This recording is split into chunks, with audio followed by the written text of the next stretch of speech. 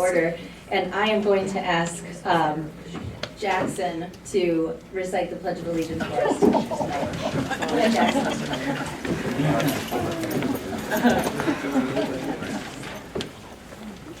I pledge allegiance to the flag of the United States of America and to the republic for which it stands, one nation, under God, indivisible, with liberty and justice for all.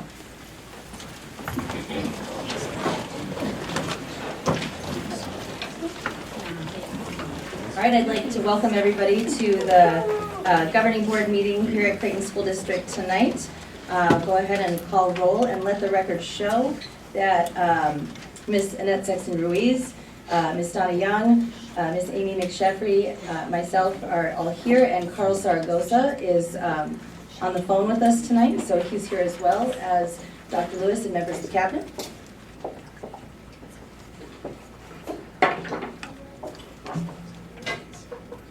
I want to welcome everyone to tonight's meeting and remind the audience of the request to address board cards that must be completed and submitted to the board secretary if they wish to speak to an agenda item.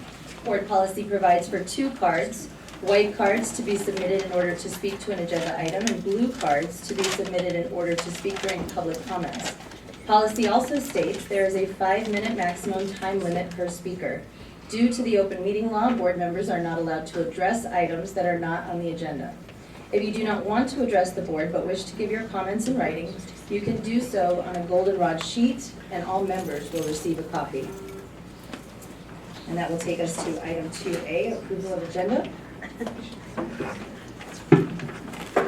Move the governing board approve the agenda as presented. And second. It's been moved and seconded. All those in favor? Aye. Okay. And that takes us to public comments. There are quite a few public comments tonight. Okay. So I'll just take it in the order they were given to me. So first we have Stephen Chapman, who's going to be speaking to us about ASBA. Any particular spot or? You can come right over here.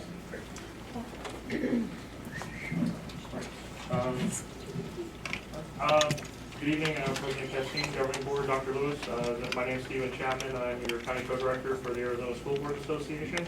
My County Co-Director, Larry Herrera, was unable to be here with us tonight. He's running around, and he's also got a Senate campaign that he's working on. But we're just going around to our county school districts, introducing ourselves, and just letting you know that we're here for any kind of questions, any kind of services, programs, things that you might have. It's great seeing, I think, pretty much all of you in Boston for our ASBA conference. And we also just want to point out that we have our summer leadership coming up in June in Tucson. We hope to see you there. And also last week we sent out our second monthly newsletter. And in there we included a survey that we're asking school board members, superintendents, anybody to complete, just to provide some feedback for us, for the association, and things that you'd like to see us do or think you'd like to see us do better.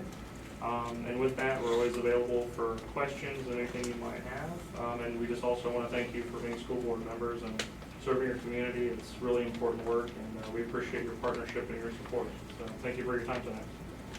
Thank you, Mr. Chapman. All right, next that will bring us to Leticia Martinez.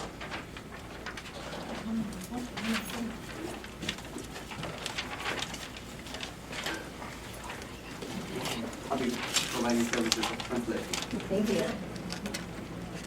Buenas tardes, presidenta de la mesa directiva, miembros de la mesa directiva, superintendente, equipo ejecutivo. Mi nombre es Leticia Martínez, soy madre de la escuela Creighton. Tengo hijos, tengo 2 en el 8º y tengo 1 en 5º. Y estoy aquí porque tengo preocupación sobre algo. En la Junta del Concilio Comunitario dijeron que su lema era valoramos a cada uno de sus hijos como nuestros. Pero si realmente valoraran a nuestros hijos como suyos, nuestra escuela tendría la misma tecnología que tienen otras escuelas más nuevas. Entre otras cosas, como las alfombras de los salones que tienen mal olor y están levantadas. Y muchas veces los niños se tropiezan y por lo mismo de viejas salen animalitos como cucarachas, chinches, y esto es lo que me dicen mis hijos que han visto en la escuela. Gracias por su atención. Madam President, committee board members, Superintendent, Executive Team, my name is Leticia Martinez. I'm a parent at Creighton Elementary School. And one of the things of the reason that I'm here is because I have a huge concern. On the last community council meeting, you mentioned that one of the values was to love and value every child as our own. And if we really believe this, we really consider the idea to go to a bond election, because our school will benefit from new technologies that the new buildings have. Also, the carpets in our classrooms, they stink, they're stained, and they're coming up. And some of our students, they trip. And I have two daughters in 8th grade and one in 4th grade, and they have reported to me that sometimes they have small roaches and a couple of bed bugs. This is what my kids have shared with me. Thank you for your attention. Thank you. All right, next that will take us to Olga Castaneda.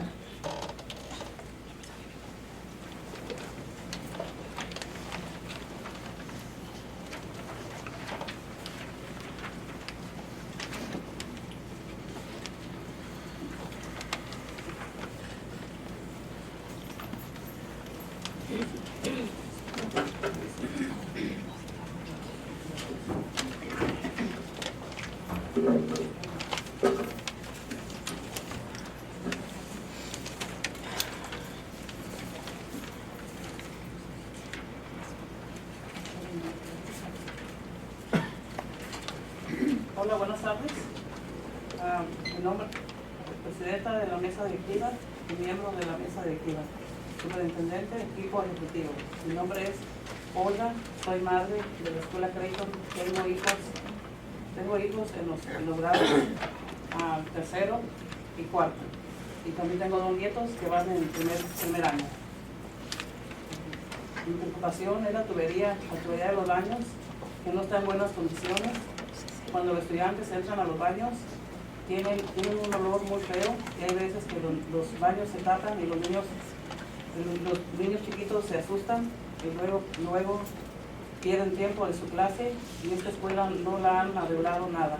Tengo una hija de 26 años que se graduó y ahora viene su hijo a la escuela y está igual, no ha cambiado, no ha tenido ningún arreglo. Por favor, pongan algo de su parte y por favor consideren el edificio nuevo, un edificio nuevo. Hay que valorizar la escuela, Creighton. Gracias. Hello, my name is Olga. I'm also here to persuade the governing board meeting to go for a bond election in November. She has two children, one in 3rd, one in 4th, and also her grandchildren come to Creighton. Her concern is that the bathrooms and the pipes in the bathrooms, they constantly plug in, and this creates that they have to close the bathrooms because they smell or they're not usable. And this also creates a problem because the students have to go to a different building and they lose instructional time, and sometimes the teachers believe that they're just wandering around when it's because of the bathrooms are closed. Or the small kids, they get afraid to go to the older kids' restrooms, and she urges you to please fix up the buildings and the facilities. She said, my daughter is 26 years old, and she was promoted from Creighton Elementary, and now my grandchild, her son, comes to our school, and I haven't seen any changes in all this time. So please go for the bond election, and please consider a new school for Creighton Elementary. Thank you. All right, next we have Ana Santos, also from Creighton School.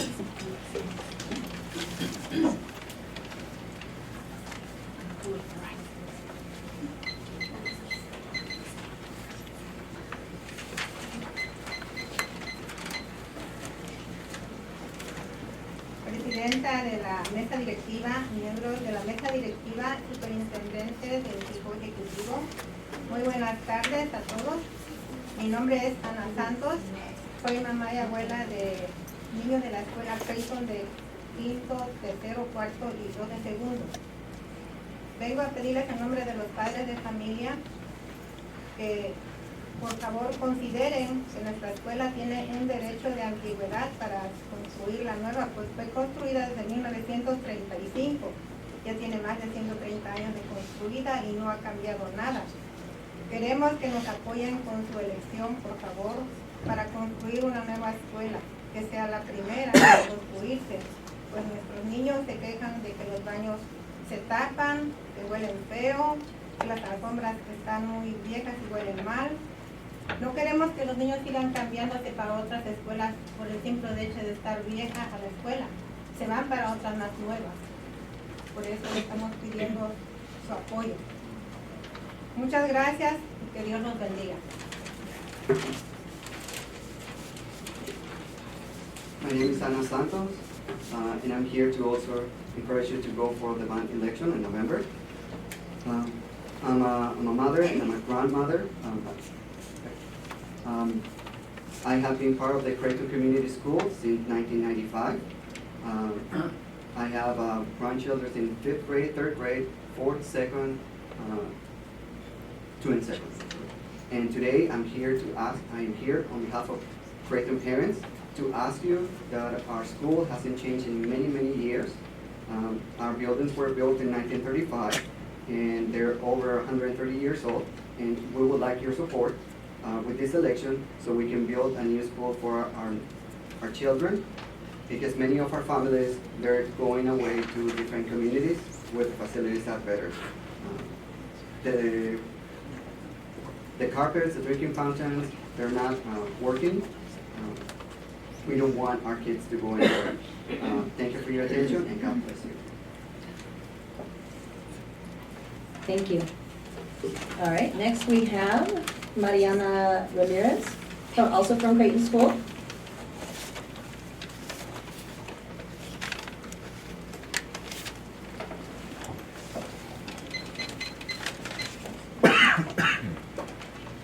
Muy buenas tardes a todos. Principal presidenta de la mesa directiva, a los miembros de la mesa directiva, al superintendente, equipo ejecutivo. Mi nombre es Mariana Ramírez, soy madre de uno de los de la escuela Creighton. Tengo hijos en el Head Start del Creighton y en el Kinder. La escuela tiene mucha importancia para nuestra comunidad y es muy triste saber que nuestra comunidad se está saliendo hacia otras escuelas por la presentación de nuestra escuela. Thank you.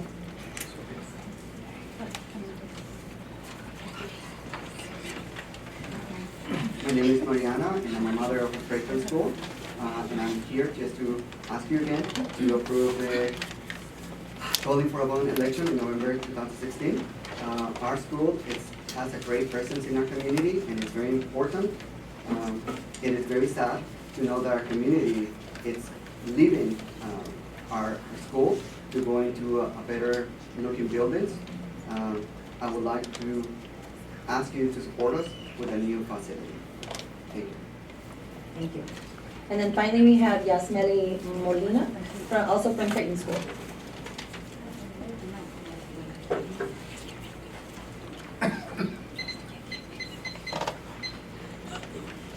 Buenas tardes a todos. Presidenta de la mesa directiva, miembros de la mesa directiva, superintendente, equipo ejecutivo. Mi nombre es Yasmeli Molina, soy madre de la escuela Creighton y trabajadora de ahí también. Mi niño está en 4º grado. Yo quiero hablarles sobre los estacionamientos. Los estacionamientos de la escuela son muy pequeños y no hay suficiente espacio para todos los padres. Y eso hace que se congestione mucho el tráfico y hace más peligroso el paso de los niños, ya que los padres se desesperan al llegar y llegan a meterse hasta en sentido contrario, a pasarse el alto para salir rápido de ahí.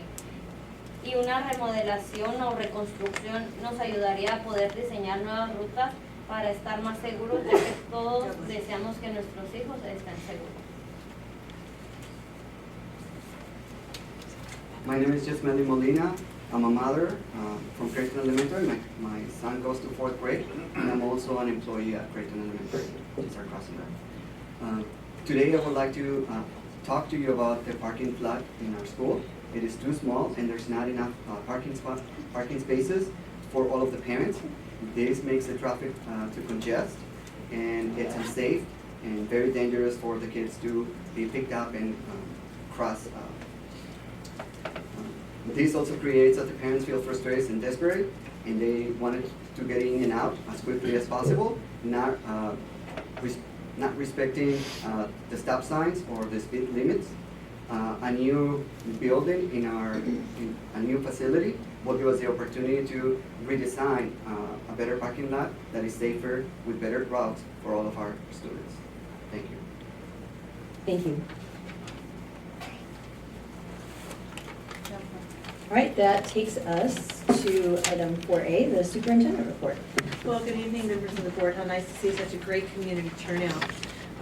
First of all, I just want to say we are in the midst of Arizona merit testing, and we had some trepidation as this was our first year with all schools doing it online, and it is going beautifully. It's going smoothly. We had one tiny, about 2-minute hiccup at one school with power, but overall the Arizona Merit Administration is going great, so we're just feeling really good about that. I also want to say that it is nearly April, and while this time of year, as we learn of our teacher openings, we were fearful of 80 to 100 openings. We had 60 openings, and we are now, due to the hard work of the principals and the HR team, we are only in need now, and still greatly in need of, 23.5 teachers. So it's April, and I just think that's phenomenal, and Yeah. they should all be given a round of applause.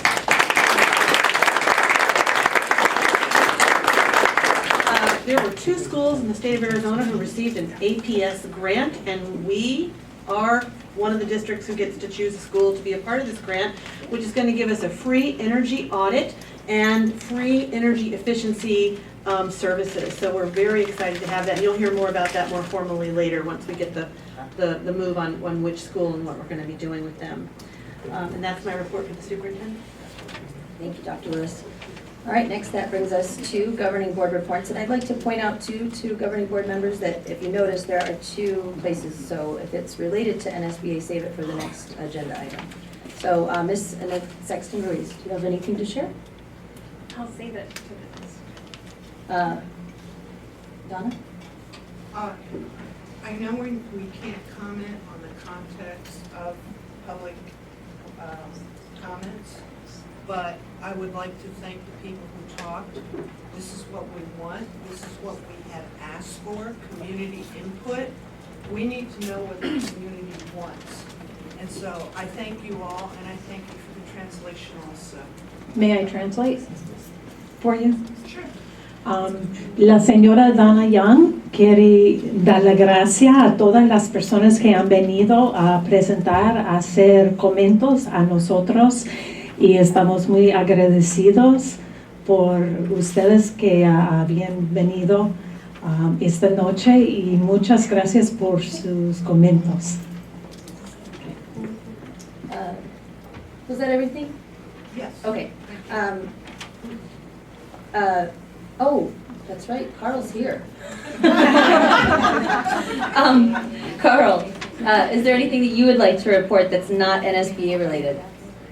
Yeah, you can't get rid of me that quickly.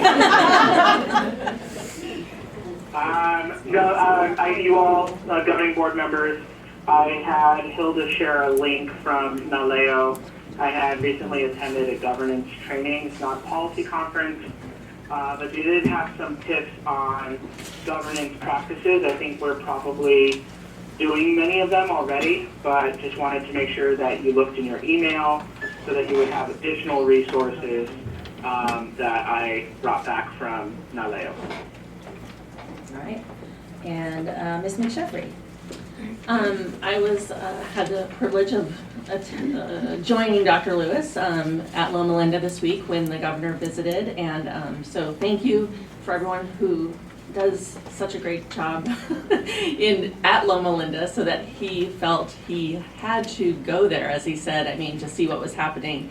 It was really amazing. The greatest thing about it was how amazing the kids were, and the questions that they asked and how professional they were, and they got to have a good 20 minutes with him, it seemed like, asking questions. And they asked questions, and I don't know what grades they were, but they were younger.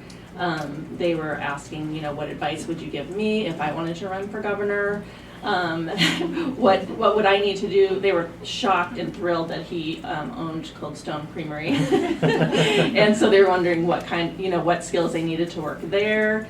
And he said that they actually didn't interview their employees, but they had them audition and do a skit, and the kids thought that was the greatest thing ever, that's actually happening. So it was just really impressive to be there and see that opportunity for the kids, I thought. And then one other thing, I was able to meet with a couple teachers this week, and I just wanted to clarify again kind of some of the things that will happen, that only unfortunately will happen if 1, 2, 3 passes, but in addition to the 1% raise that we're doing and the tiered raises for the freezes, the seniority, we also are planning to reinstate gifted, and we also plan to increase planning time for classroom teachers by adding special teachers. And it doesn't seem like everyone knows about that. So I wanted everyone to know that that is something we're doing for teacher retention. But 1, 2, 3 has to pass for that to happen. So. Thank you, Ms. McSheffrey. I don't really have a lot to report, except for I would like to point out that this is our last meeting in this room. So I just want to point out to everybody, don't come here to the next meeting. The next one will be at Loma Linda School. Is that the poetry celebration? I think it is. Yeah, I think that's poetry celebration. So Loma Linda School on 5/3. Let's see, and then after that is. And then hopefully in June we'll be in our report. At Papago West, so I can walk to the meetings, because that's what everybody wants, right? Let's see. The only other thing that I'd like to say is that I'm just really happy to be an educator, because while we were in Boston, we were putting our bags in the back of the car, and all of a sudden out of nowhere, Miss Castine! And I'm like, are you kidding me? I'm in Boston. And I saw one of my students whose mother actually works at ASBA, and so she was there with her mother. So that was pretty cool. Then today, I will be, I was at the pre-delegate forum, or whatever they call it, for AEA, so I'm going to be a delegate in Isaac School District.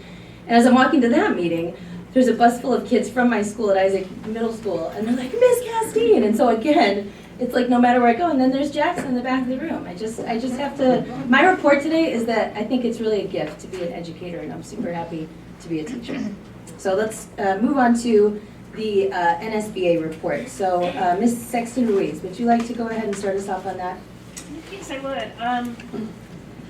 I just have one thing at this time to comment about, because pretty much the day after I got back, I was in the emergency room all day and night with my son, and then started into a new job, which actually entailed prep 24 hours a day, 7 days a week since then. So I haven't been able to go through my notes, but the one thing that I found incredibly impressive, I went to many sessions, and I'll make a small report in my board report in a future time, but the one thing that I found completely impressive, and I think Dr. Lewis also saw it, and I had asked Mr. Zaragoza if he'd go look at it, and I don't know if he got a chance to, was this, and it's not that expensive, was this huge dome.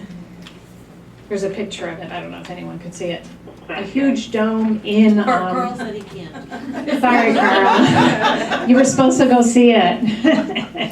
A huge dome. It fits a whole class of students, and it's got a machine inside and shows you the whole planetarium inside. So you're sitting up looking. It is incredible. It's a mini planetarium.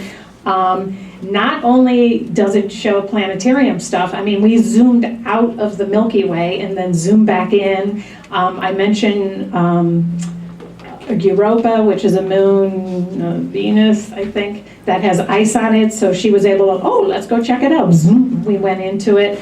So what was really cool about this is there's so many programs you can program into it. I asked, well, can we go visit the space station? Sure. So, and it really wasn't that expensive. So just imagine the possibilities. It doesn't only have to be science. I mean, it could be sociology, like how do they live on the space station? What do they do? So I'm really, really excited about it. I don't know if Mr. Zaragoza got to go see it, but I know Dr. Lewis saw it, and it's something I'm super excited about that I saw there. Yes, it was in the, what do you call it, the vendor place, but there was more exciting things too that I found in the sessions and workshops that I'll share later. Thank you. All right. Carl, do you have anything to report from NSBA? Yeah. A couple of reflections.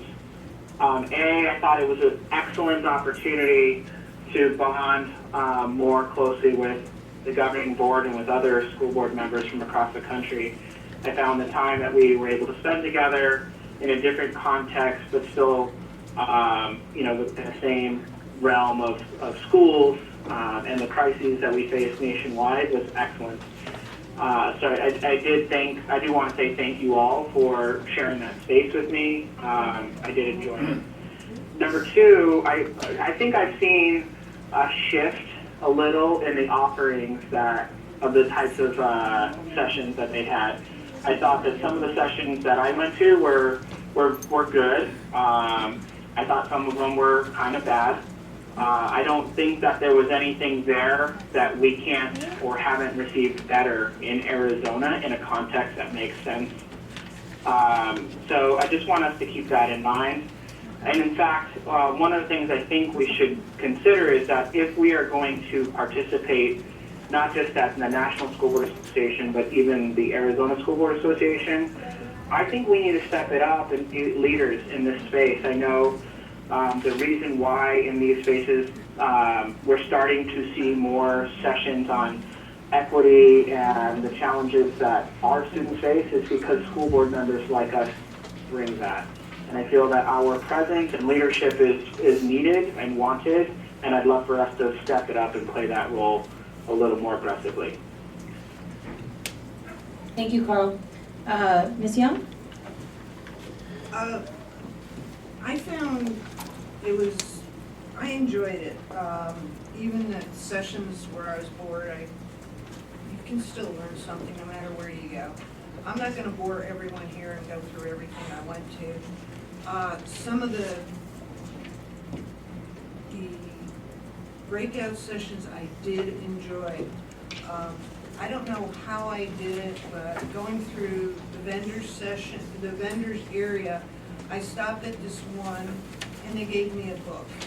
So I went to this person's breakout session and it was really good. It was building supportive communities with with both the haves and have-not, with Ruby Payne. She was excellent. If anyone wants to borrow this book, teachers, principals, board members, cabinet, I don't care.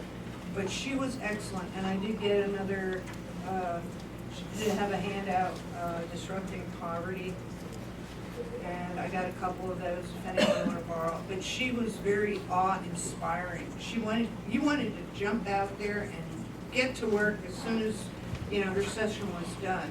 Instead, I went to another breakout session, which they did like study halls, which was neat over lunch. They were real small ones, and they were in the vendors area. I like that. I did go to a couple of ones on board development and self-evaluation. Basically, if you want to be an effective board, you have to have an effective self-evaluation, and I don't believe we have one. I think we've been giving lip service. Oh yeah, we've been doing a good job. We've done this and we've done that. That's bull.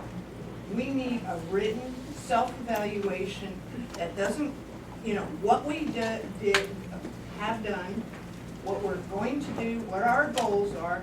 We evaluate everyone else gets an evaluation in the school district. But we do a self-evaluation, and I think we have been lacking. I'd like to put that on the study session for summer. Thank you very much. Thank you, Ms. Young. Ms. McSheffrey? I think that we were in the same session, Donna, and on the board, becoming a highly effective school board, was that it? Yes. Yeah, so I think some part of that I thought was kind of validating. We found like the strategic planning is incredibly important, so the time we're spending on that is valuable, and so I really, again, appreciate everyone's patience with that. And I actually had the same conclusion that you did with the self-evaluation, hearing what other boards were doing, like actually 360 evaluations of themselves, you know, and with input from others. I went to another one too on board evaluations, and I have some board evaluations that we can kind of use as a model if we want to. Yeah, and I have some other takeaways from that session that I thought that we could use also. So yeah, I would love to add that to a summer study session as well. Some of us also several of us went to the Disrupting Poverty session, which was very interesting. And you know, it seems crazy to me that they have to state that there are still these myths about poverty, because I can't believe, but I think there's some truth to it, you know. So that's something that we just need to be aware of, you know, that people who live in poverty are not all lazy or lazy. They can't not learn, you know, they want the best. So it seems crazy to me that we have to say that these myths still exist, but they do some takeaways from some of the schools that are performing really well who have high poverty, to me, were that consider your budget a moral document and reprioritize your budget. One school said, we changed the way we did business. We did not tinker our way to success. All of them were doing a longer school year or extended day or Saturday leadership academies. And one of the things they said was, it's really important to get to know your students, and this is a simple thing that you've probably seen on Facebook already, but I wish my teacher knew blank about me. And like one example is that they don't have pencils at home to do their homework. So evaluate your homework, and does everybody have access to do their homework if you're giving homework? So I don't want to go into it for too long, but I thought that was really a great one. And then Jeannie and I went to see Dr. Edmond, and I'm gonna let you talk about him, but he was amazing. But the most amazing was seeing Freddie from Carl Hayden High School, and I'm so excited that we're gonna have him as our keynote speaker for our rally this summer, because I know the whole story, but I still was like crying just listening to him. So and he's so appropriate, I think, for our community. So. Thank you, Ms. McSheffrey. I'll keep it short and sweet as well. I think that there was good, bad, and ugly, you know, and I attended all three. I think that I was a little bit disappointed about the pre-conference. There was a lot of technical difficulties that should not have been there for that size and scope of a conference, and that was a little bit frustrating. You know, as educators, we know that if technology doesn't work, we better have a backup plan. Not a lot of people have backup plans, if you know what I mean. So that was a little frustrating. There were like 2 or 3 that didn't have great technology, but that was frustrating. One of the best presentations was ASBA. They talked about their equity conference. We got to go to that for the pre-conference, and that was perhaps the most relevant, you know, because it came from people in our state and it dealt with issues that we're really trying to deal with. Let's see, Christopher Emden. He's pretty amazing. So I talked about this the last time when Ms. Sexton-Reese talked about how at a closer look, PBIS maybe is not a culturally sensitive approach to discipline in some cases. And he kind of hit upon that as well. And so this is his book. It's called For White Folks Who Teach in the Hood and the Rest of Y'all Too. And it's about meeting our kids in their own cultural space and where they live and being more accepting of cultural differences that may come up. And he's a pretty neat guy. He teaches at Columbia University. He's also, what was the thing that was really impressive? Multicultural Educator of the Year, and honored as a STEM Access Champion of Change by the White House. He also serves as Minorities and Energy Ambassador for the U.S. Department of Energy. But really, his whole message was, let's be culturally sensitive with our kids. Let's understand what they bring with them every single day as they come into our classroom. And let's have culturally sensitive responses instead of wanting every child to fit into this box that we as educators have designed. I also attended Ruby Payne, which was fantastic, and she has an organization that might be worth looking into, although I've heard it's pretty expensive. But what her organization does is they go into these high poverty communities and select a small group of people who are stakeholders within the communities, and I think it was like 6 weeks. Basically, the folks who they choose commit to coming to 2.5 3-hour classes on Saturdays, for which they get a $25 gift card. And in these classes, they're taught basic things like finance, and it's really just, the overarching picture is to break the cycle of generational poverty. And the results that she had listed in the handout that she gave were pretty amazing. And at the end of it, she makes each of them pledge to register to vote. So again, something that may be worth looking into, may or may not be within our budget, but she seems to have really great success in the communities that she reaches out to throughout the United States. So just something maybe to store for later and take a look into. Okay, that will take us to the next agenda item. And that, did you want to, you know what, did you want to give her a report? No, it was very good. I think the only thing that I went to that you guys didn't mention, and I loved everything you mentioned, was I went to one on the Disney Way, and it was very inspiring in terms of just that connecting and plussing schools and doing that little bit extra, and not more work, but that energy that comes with, you know, treating our guests that much more special and making it the happiest place on earth and those kinds of things. So we'll play with that a little bit too. Thank you. All right, that will take us to agenda item 5, consent agenda items. Move the governing board approve consent agenda items A through D in accordance with policy DEP-R. I second.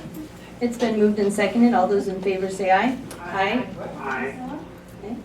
All right, now that takes us to something a little bit more fun. Item 6A, our Junior Ambassador Program update. All right, and Dr. Peterson will introduce this item for us tonight. President Castine, board members, Dr. Lewis, this is a fun presentation that will be coming before you. I'm going to ask Mrs. Dubois to come forward with her guests. We're going to hear an update on what's taking place in our Junior Ambassador Program.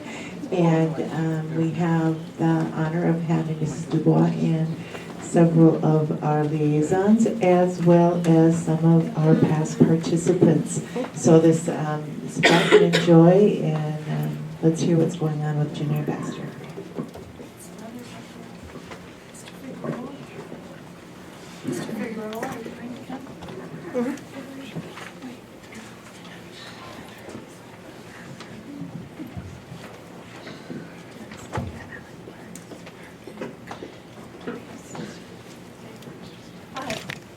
Excuse me. My name is Margaret Dubois. I'm the director of the Junior Ambassador Program. I'm tall too, so if you don't mind. And then also we can give it to these others. First, I'd like to give you just a little bit of a background and rundown on the program. 25 years ago, I began my dream of the Junior Ambassador Program.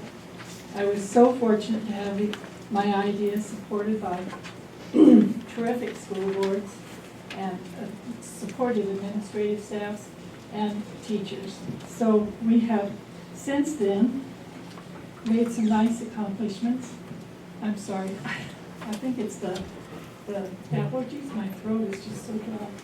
Since that time, we've had approximately 1,400 students have the opportunity of experiencing a truly reciprocal exchange with partners in the countries of Japan, Mexico, and Germany. Additionally, 600 of district students were able to participate in our Zoo Ambassador program. April 25th, we will be sending our 18th delegation to Washington, D.C., and over the years, we've had 681 students go to Washington, D.C. I took some time to look up all of that information, and I was a little astounded myself how many students have participated. Critical to this program is our liaison support that we have at the different schools. And so I'd like to introduce you to Ruth Allen. Each of the schools that participate in the Junior Ambassador program have liaison teachers. And they help in the selection, the recruiting of the kids. They do a lot of work with helping them fundraise. And I'd like to have Ruth say a few words because she's been with us since we began. Well, I just find that the program has been exceptionally a learning experience for all the children who have been involved. We've actually stayed in touch with some of the students over the years. One of our students from Jennifer, where Japan. She went to Japan, but I don't remember the year. It was probably like 89 or maybe 91. And she's now an official or an officer in the Navy, has traveled all over the world, speaks like 4 different languages. She's doing an she won a scholarship to go to Israel where she studied, and she's studying Hebrew and Arabic, and it's just amazing. And she credits a lot of this to having been to Japan. And there are other students that we've kept in touch with as well, who now their kids are in the district and they're going. And they've also traveled, and they've also had these experiences that give them a world view that they would not have. You know, there are so many of our kids that don't get even out of the city. So that being able to go someplace like Washington, D.C. to see where our country was founded, what it looks like, and to go to Japan when we had the Japan program, and especially the reciprocal programs with places like Germany and in the past with Japan. Some of these kids have become friends. They've gone back 2 years later or 3 years later, traveled with the family all over Europe, and those kids have come to the States as well. So these are opportunities that I think are not common in many districts, even the wealthy districts. And I think they're just giving our kids some exemplary experiences and opportunities that they wouldn't get otherwise. Thank you. And of course, the key is the families, the students and the families. So I'd like to have you hear a little bit from some of our students that have gone. And we have a recent student who went. Hi, my name is Randy, and I went to Germany a few months ago, and I had a good experience because it was like going to a different country, but like it was like when my partner, I was like put into like my partner's home, and she lived in Vinton, but before we went, like I went to Germany, we got to know each other by like through email and everything, so it wasn't like totally like new. It was like we already like knew each other, and it was like fun to like see her and see Germany, like totally different culture and everything. And then she hosted your partner.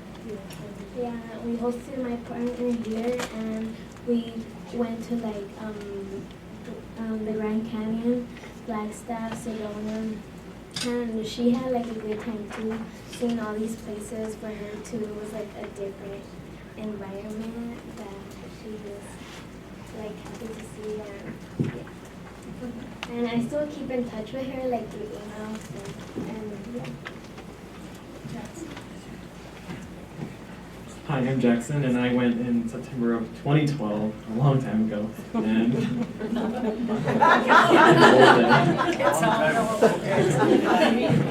And yeah, this program has opened me up to a new culture, but it also opened me up to like a new friend and their family. And today we still communicate, and I was lucky enough to go over and see him again and his family again with my family.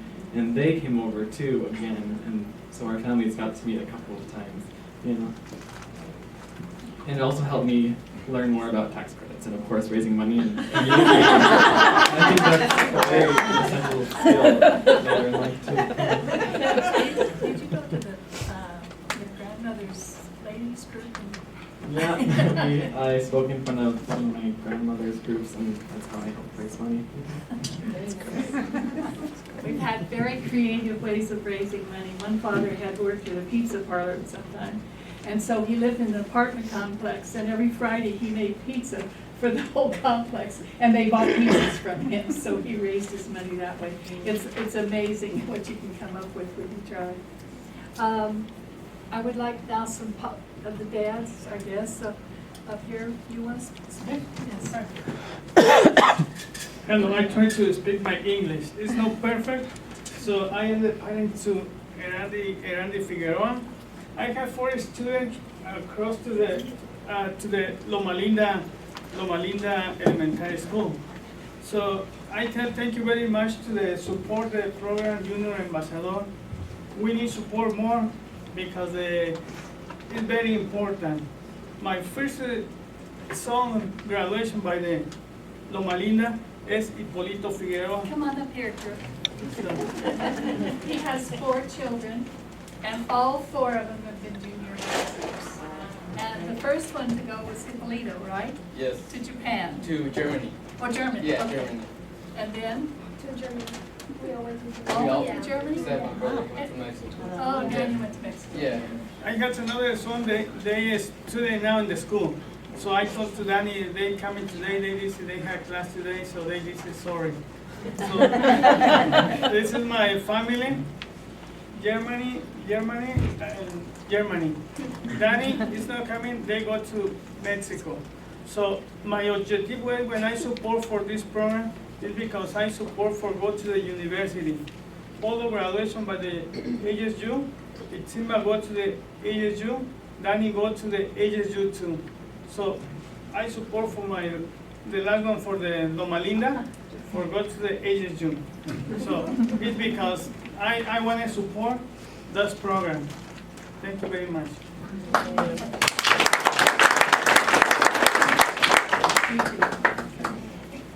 Okay, I'll just say a few words. I just go by Polo. It's a lot easier than him. But yeah, I was the first one in my family. I thank my dad for all the support and Ms. Dubois for all her support all these years. She helped all of us continue this path. I feel very fortunate to be able to experience the junior ambassador to Germany, but I also had a lot of help from teachers and friends and family. So I made a lot of great friends. People I went to Germany with years ago, I still talk to. We go to ASU together, we hang out at ASU. So it's just, it's a great opportunity, not just for that year, but it creates friendships with parents, with families. Overall, great experience. I thank Ms. Dubois a lot for everything she has done for our whole family, because like she made it possible for all of us to experience this when it's just unbelievable feeling for us to be able to say that all 4 of us were able to experience such a great program through Junior Ambassador and Ms. Dubois. Extremely helpful. An amazing friend. Hi, my name is Simba, and I went to Germany in like 4 years ago, 5, when I was in 8th grade at Loma Linda. And I also want to thank Ms. Dubois for everything she did for us, for our family, because like my brother said, it's really like a blessing to say that we all went, that we were all in this program together. And Ms. Dubois, she was always there to help. She always encouraged us, and if we needed anything, she was always there. And I thank everybody at Loma Linda for like giving us the opportunity to go to be a part of this program. And thank you to my parents also. They were really close to Ms. Dubois. And now my dad really pushed us. He was big on like traveling and education. And now like my brother graduated from ASU, and then me and my brother are going to ASU, and my sister, she's going to high school. And about to. And yeah, so thank you for everything. And now, last but not least, I guess we're not going to get, are we going to get you to say anything? Hi, my name's Jack Carpenter. I think everybody's already said what I was going to say.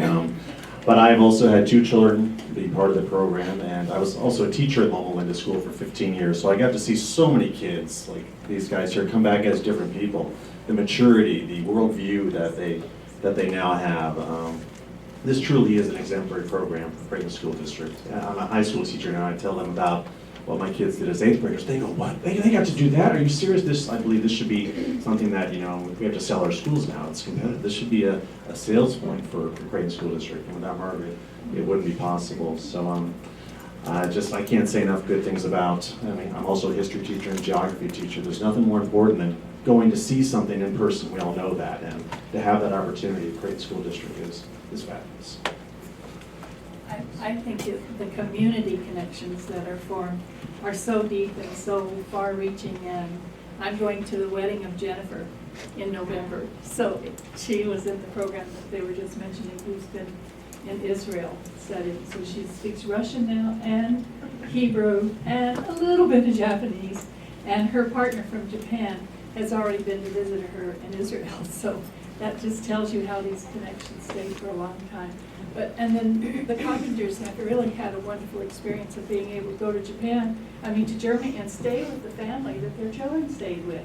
So it's not just one exchange, it can be ongoing. So that's all I have to say for right now, and if you have any questions. Thank you very much, everyone, for telling us about it. I think it's almost like an amazing secret that we have, and I'm a big fan already. So thank you. What I would like to see it expand so more kids have the opportunity to do it. Do you see ways that we can do that at Creighton? Because I do think it's also unique and special for our district. It is, and we had more exchanges before the crunch of the economics, as you well know. And so a lot of it has to do with the downturn in the economy. I was surprised, right immediately after the economy went down, we took 100 students to Washington, D.C. that year. But today, and last year, or this year, and then last year, we could only get enough to fill half a bus, not a full bus. And so a lot of that is just the factor of the economics. But it's really a matter of, the expenses are paid for by tax credits. No, not all of them. Okay. What besides chaperones? I raised the money to pay for the chaperones. Okay, right. But the students, and with the help of teachers like Ruth, and she's a great fundraiser, they raise the money at the schools or through tax credits, and each individual does that. Right. So the expenses for the students are through tax credits. If they can raise tax credits. Okay. It's not that all tax credits that come into us are for that, no. Right, but they have that opportunity to do so. Yes. So I think that's an So opportunity. many of our families don't know anybody that will give a tax credit. Right. So we have a whole education piece to try to help them learn how to, just today we're working in our German class, having the kids get their letters ready to go out and ask people to give their tax credit and give them a sample to use for it. But, yeah. Mm-hmm. It really depends on the families. For example, we had one family where the father had his own yard service business, and it was all over town. He gave one out to every single customer he had, and he raised enough not only for his son to go to DC, but help pay for other kids to go as well. But then we have other families who their income isn't high enough for them to claim a tax credit, or their relatives' incomes aren't as high either. And so it's much more difficult for them. We need to find more people. Now, I hit up all my friends, and so they're the ones that help my students from Mackin School be able to go. But I think it's something we need to get out to more of the community for all sorts of activities. But most of our kids don't raise all their money through tax credits. They end up having to pay some of it. And then at our school, we do a ton of different things. Penny wars, We sell snacks and water at games. There's just all sorts of things we do, but it's not always enough to cover all the expenses. So that is an issue. But talking about expanding the program, Margaret and I have talked about trying to get back into Japan or Korea or some other place so that another group could go as well, at least hit a couple of the continents. And then, maybe something in South America, since we don't have a big program in Mexico anymore, would be fun. Well, we have started that, having, with Biltmore, doing the program with Hermosillo. And they have more tax credits available to them. Right, well, and their parents are willing and able to supplement that with their own money too. And by the way, that's up to 60 kids, I think, who applied to do it this year, which is. I think they took 20, about 20. Yeah.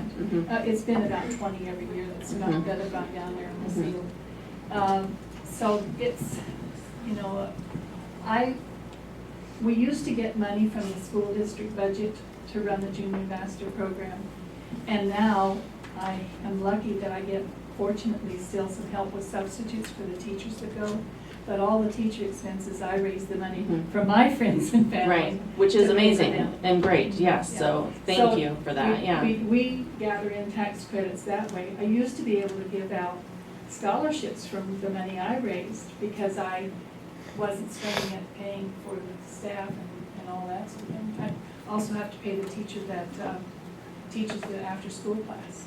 Right. So it's cost effectively, it's difficult.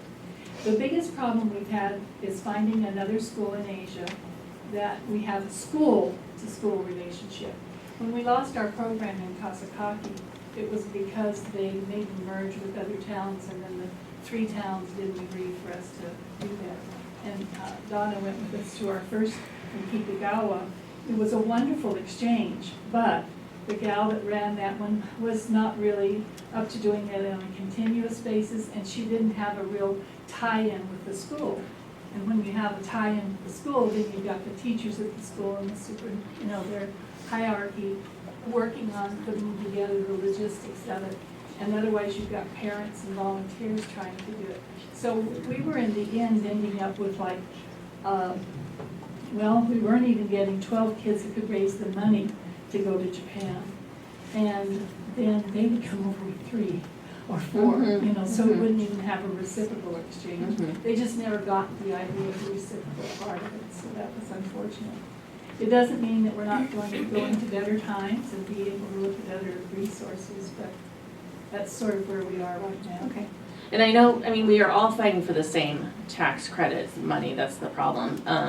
But still, Creighton is one of those districts where, compared to North Scottsdale, we get, measly amounts of tax credit. So I feel like there is opportunity, somewhere to get these kids who don't, it's a lot of money to raise through tax credits too. I know that. So it's not surprising that not every kid is able to do that. But I feel like if we found community support, like maybe there could be, we could get more scholarships via tax credits in some sort of way. I'd love to look into that further. Yeah, anytime. Work on it. Any other questions? So I just want to clarify, make sure I understand. So there used to be a budget for junior masters, and it was completely cut? Yeah. Okay, so now Margaret's salary. Right, I'm a half-time employee. And everything else, you raise the fund yourself through whatever means necessary, okay? Well, tax credits and my grants. Right, okay, all right. I had another question, but go ahead, Donna. As Margaret said, I went to Japan, and it's kind of interesting. It was a great experience for me as an adult. And a couple of years ago, through our neighborhood, the grapevine was buzzing. We had a 7th grade going to 8th grade student who was going to Washington, D.C. and raising money. Don't let her wash your windows. So I had her weed. But, she was doing anything she could to raise money. And I talked to her afterwards, and she had a wonderful experience too. And what happened was when the economy crashed, we had to cut a lot of really good programs, and junior ambassadors due to the fact it wasn't, Wasn't necessary in terms of, you know. well, no, the Bottom people on line. the board wanted to see it keep on going, but it wasn't draining that much money out of the district where other programs that we thought were really good too, we were draining more money, so we had to cut them and cut them. We had a robotics program going at that time, and that was cut. But we wanted to keep, everyone on the board at that time realized the importance of junior ambassadors to our students. We just couldn't fund it as fully as we had before. And I would like to see, if this is just me, on those tax credits, you have the schools listed, but you don't have junior ambassadors listed as a checkbox. It's mentioned just as a part of it. Yeah, so you gotta write it in. That's extra work. People don't like extra work. Make it easy for them to donate to Well, them. I think we're very fortunate that they changed the rules this year. This is the first year that they've given us more time to raise money from the tax credits. So we have always run up against telling them that they have to have it in by the 31st of December, and people have spent the money on Christmas and they don't have it and they don't want to. But then after they kind of get back on their feet in January, February, we can hit them again. And so that's what we've been trying to do this year. So I think that factor alone will help us a little bit get more tax credit money in. But yeah, it's always a matter of when you're in a district like ours where it's not as easy as it is. And I testified before the state Senate years ago when they were trying to say that you couldn't use tax credits to go out of the country. And that was a very interesting experience. Huppenthal was sitting on the committee, and they really wanted to cut out our being able to go out of the country with it. And so I went in with full book for, all guns roaring on it. I had one day to put it together, but I showed how the kids go through an elaborate selection process. Just going through our selection process is a learning tool and getting a job, training in that.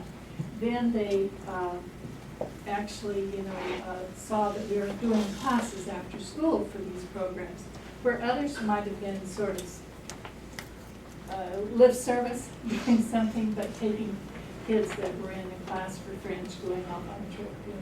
And that's what they were trying to get at. But when they saw what we were doing and how in-depth we had put ours together, then they backed off and rewrote the bill for us and actually asked me for the details of it. So I'm very pleased that at least we've kept the tax credits for travel outside of the country. Is there any other elementary school district that does have travel out? I think there was one other at the time that I testified, but it wasn't quite like ours. Ours is unique in that we're taking younger kids out of the country. Right. And a lot of people say, 7th and 8th graders. But I think these kids will testify. It changes their lives at a time when they're open, so open to everything, and they're not worried about boyfriends and girlfriends. And you teach high school? I used to. Yeah. So it's a different age group. They're much more malleable, willing to see that there's something different. They're not as judgmental. It's just really a wonderful age, and it changes them remarkably because of that. Okay, I've got to shut up and let you go. May I ask what the budget was before it was cut? Do you recall? No, I'd have to go back and look. 8 years ago, I realized. It's been so many years ago. And we used to have stipends for the teachers, Sure. the liaison work. We don't have that anymore. For example, we don't have a liaison at Creighton or Monte Vista, there's lots. So, teachers' time is valuable. It's hard to get teachers to give extra volunteer. Well, I'll tell you, I put in at least 60, 80, 100 hours a year, at least, after school, before school, weekends, doing fundraisers.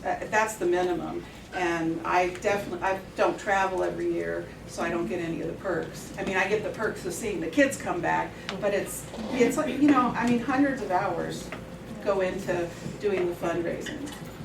It makes me think too, my husband works for American Airlines. Has the Junior Ambassadors Program ever, and I'm just thinking, Yes, that was our first one we went to. Well, because I'm like, if there's a community partnership that might exist, and it would serve American Airlines to create future little travelers, you know what I mean? We talked to them and there was absolutely no availability on that. In fact, our airline tickets cost us more than if you just went and bought your ticket yourself, and the reason is that we have to go through a travel agency that is approved, has bid to be our travel agent. So we always pay $25 to $50 extra just to get the tickets, because it has to go through the system of the laws that govern us in the school district. So, no, they're not very given to doing that, and we might, I don't know if they volunteered to give us all. Was that when it was US Airways? No, it's just in general, the airlines don't make it a policy to give away airline tickets. Oh, okay. No, I was thinking something more like sustainable. I just wonder if they, perhaps they're, and I'm sure you've already thought of all this stuff, but, like where if we can find a creative community partnership where they might be willing to actually, because it's a write-off for them. It's making me think about it. And, I'll definitely. We've had several times that one of the lady that's in charge of the airport now at Sky Harbor was a mentor and had actually co-hosted some of our kids in the program. And so I think if she knew of anybody, she would have been one of the first to help us do that. Because she knew all the players at the airport. She's the head of it now. So, yeah, okay, thank you. Did anybody else have any other questions? All right, thank you so Thanks, much everyone. to everybody who shared their experiences. Thank you. All right, that takes us to, let's see, 9A, presentation on use of iPads in the classroom and approve the purchase of Apple iPads through the Arizona State Procurement Office. And Mr. Mann will introduce this topic for us tonight. Madam President, members of the board, Dr. Lewis, executive team members and present. It's absolutely my pleasure to introduce Jenny Dodson, who is our Director of Information Services and Technology. She's going to come up, just a short presentation. Prior to looking at the item, felt it was really kind of important to see what type of impact this purchase might have in our classrooms, and so she's prepared some information related to that to share with you. And also, as we look at this item, I think it's really important to point out, we've talked a lot about a variety of different budget items already this evening. We've got more coming up. So I always like to remind about the buckets we operate in as a school district. And so as we're looking at this purchase, the bucket that this would be coming out of is the capital, what used to be capital outlay override, now called district additional assistance. And those are funds that are specifically set aside for classroom technology. So we don't really have other things that we could be using those dollars to fund. That we only have because the capital override passed. Yeah. Very good point. We only have it because that was very generously provided to us by our community through an election that provided those funds. Madam President, Mr. Mann, do we need to get Mr. Zaragoza access to a link, or is he up to speed on what will be shown? Yeah. I have the video. Okay, great. Good evening, governing board, Madam President, governing board members, Dr. Lewis, cabinet. So in the beginning of March, I did a presentation on our vision for IT, and one of the things was an Apple proposal that we were still working on. We have since pretty much hashed it out. The plan is before you, but one of the questions that was raised at that presentation was, what does iPads look like in a kindergarten classroom? Great question. We actually have one of our flip teachers here. She is a kindergarten teacher at Capito, and we've created a short video here for you on what it looks like in the classroom.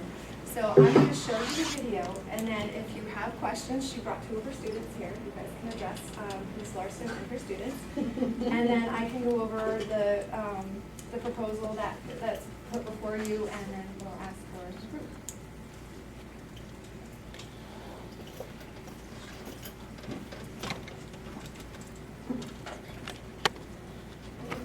I can sing my bell for you, and you can sing it too. A, I O U, A, I O U, A, I O U, and you can sing them too. A, I O U. Good checking, Solomon. What word is it?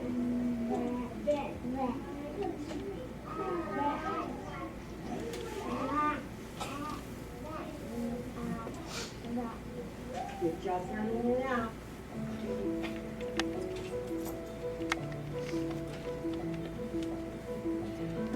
Boys and girls, if you have your iPad, we're going to go through our centers right now.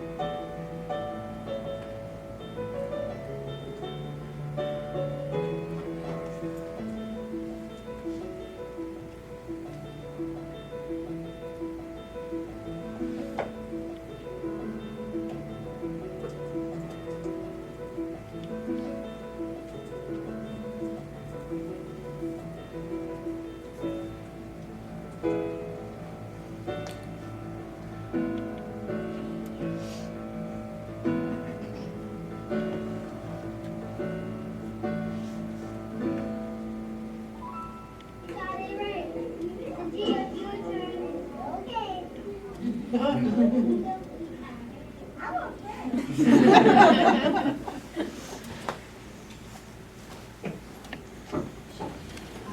you guys have any questions, I will ask Dawn and her students. I have some questions for you. For me? Yeah. This I am assuming, you know, if the board agrees with the motion, would be iPads for next year's kindergarten class. Correct. It's too early, it's. Right, yeah, it wouldn't happen this year, it'd be for a Right, private correct. Now, does this also include software that we saw utilize? The Apple proposal includes money for applications, correct? Okay, those are my questions, thank you. Any questions for Ms. Larson and her students?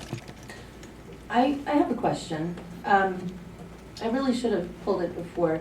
There was just a study out about the use of screens and that it can be detrimental, may not be the right word, but we should limit screen time. So I guess I'm curious how much time out of the day is spent with the students on their iPads? I do no more than 45 minutes a day, and it's not every day. So. It looked to me too that you were able to set up your centers using with the QR codes, Yes. which for you as a teacher must be magical, right? Why did some of the students, I noticed in the video, some students had paper and pencil and then other students were working on their iPads? Well, there were 4 different types of centers going on. One center was doing a show me video, which is an instructional video. So instead of me standing up in front of them, they watch the video, they interact with it, and as a follow-up, they do that paper so I can see where they are and adjust my instruction from there. Another center was just a review center where they went on to apps. Starfall, the mouse really works on CVC words and making words and blending words and reading words. The other center was a math center because they had asked me to come up with one that was more collaborative amongst the kids working in groups. And so one of them was a review math center of what we had been doing in math. And then the last one was the QR code one where they were working on their high frequency words. And then after they got done doing their 4 QR codes, they actually had a decodable book where they had to go and read and work on those high frequency words in text. Okay. I imagine it probably saves you a lot of time. It does. It frees up my time to really differentiate my instruction for the kids, and really challenge the kids who need that challenge, and really support my kids that are struggling. And then one more, I'd love to hear from the kids too, maybe to hear like what their favorite parts are about the flipped classroom. Because they're famous. I saw them on the video. This is exciting. I just like scanning the QR code. So you like scanning the QR codes to find out where it takes you? That's pretty exciting. I like to do the QR codes. Did you guys plan your responses? What don't you like about the iPad? What don't you like about the iPad? Is there anything? Didn't say nothing. Say I like it all. I like it all. I like it all. I have a question for you guys. Do you have an iPad of your own at home? No. Yes. That's probably about right. Yeah, 50%. And then my last question would be for you. So why the decision to go with Apple? Because I feel like knowing the price difference between Droids, and I'm not an Apple user, but from what I understand too, the apps are more expensive usually with Apple products than they are with Droids. So what was it about choosing iPads over Droids? Well, there are actually kind of 2 answers to that. The first one being Apple is actually presenting us with a pretty steep discount, so it makes it more comparable to other devices, Android, Chromebook, etc. And then as far as purchasing apps, if you buy an app in bulk that's an education app, they cut that price in half. So you can get an app, $1,500 for the price of $500 or $750 or something like that. So they actually discount it quite a bit for if you buy an app in bulk, which we would because we have a few iPads. And I don't remember this completely, but I believe when it was presented the first time, quite a while ago, the professional development that's being provided is a big bonus compared to the other vendors. Exactly. So what I can do, I'll go over, it has changed slightly, but not by much. So the amount of iPads is still 3,250. We originally thought about having 20 iPads per classroom, but instead we're going to do 15, kind of make it a 2-to-1 ratio, since we have 1-to-1 and 6-to-8. It still includes the charging cards, it includes a warranty, it includes application money, it includes the embedded trainer. So we will have basically a person on staff every day for 1 year to work with our teachers. One of the big pushes is, and I think President Kessian, is one of your questions is, an iPad is not a substitution for instruction, it's a tool, and to encourage our teachers to use it as such. So that is one of the directions I want our Apple Embedded Trainer to pursue, is to make sure we help our teachers with that balance. And then when is it appropriate to use the iPad and when is it not? It includes some training for our technical staff. It includes, I think I did speak about this at the last time. It includes servers at the schools, which when an iPad goes out to get an update, instead of all 3,250 going out to get an update, one iPad gets the update, the server caches that update, and then the rest of those machines go there, so that way we minimize the stress on our bandwidth. And then it will also include professional services over the summer to help us get all these iPads set up and ready for the deployment. May I ask, I'm sorry, I'm so sorry, I forgot your name, but do you feel like so far that the professional development that you've received has been adequate and that you get everything that you need? Yes, and when I do run into issues with the iPads or anything, our technical support is really good. They come within a day or two and they fix it. Okay. So the biggest issue I have with it is the Wi-Fi. It's not as strong as I would like it to be, because half the kids will have to go on it, let them upload, and then the second half will have to go up, and so they can't all do it at once. It takes a little extra time, but we work around it. Just to kind of answer that, and with E-rate money that we're actually in the process of filing for right now, we are going to be upgrading the wireless network in the K through 5 classrooms in order to support this. That won't be an issue. For every school? Yeah. Which school is it? And just a side note, there is a kindergarten teacher actually in the audience that has no technology in her classroom. So this will kind of create an equity among all the classrooms. One of the things we hear a lot from like the flip parents, you know, this is such a great program, thank you so much. Will my child have access to it next year? And most of the time the answer is no. It won't provide a one-to-one, but at least it'll get a 2-to-1 ratio with some collaboration in the rest of all the classrooms. And I remember, I'm with you on the screen time, but one of the things that we talked about a lot when we were thinking about the override was the fact that our kids don't necessarily, they're the last ones to get technology at home. So they're behind in that sense. I know that probably changes every day where they're catching up, but they're really behind, I think. And then our district is kind of unique in that. And I think with this proposal, it'll get them started early, so they'll get access to it in kindergarten. And, oh, one of the things I did forget to include is there will be a keyboard per iPad, so in every classroom, K through 5, they will have one-to-one keyboards, basically. So they'll get used to typing, and then by the time 3rd grade rolls around, Easy Merit, they'll be pros at the iPad, they'll be pros at typing, so it'll be less of a shocker when our 3rd graders are taking those Easy Merit tests, because they'll be pros at their devices. And then we'll get them, you know, the more fluent they are in technology, by the time they're in 6th to 8th grade with a laptop, they'll just kind of just take it. We'll be coding away. I wanted to mention about screen time also. I have heard about an hour limit screen time but I think when I've heard it, it includes television and playing video games and things like that at home when kids are learning. And like Ms. McChethry said, many of our students come from environments where they don't have a lot of that at home technology. So I'm not too worried about it with this proposal. All right.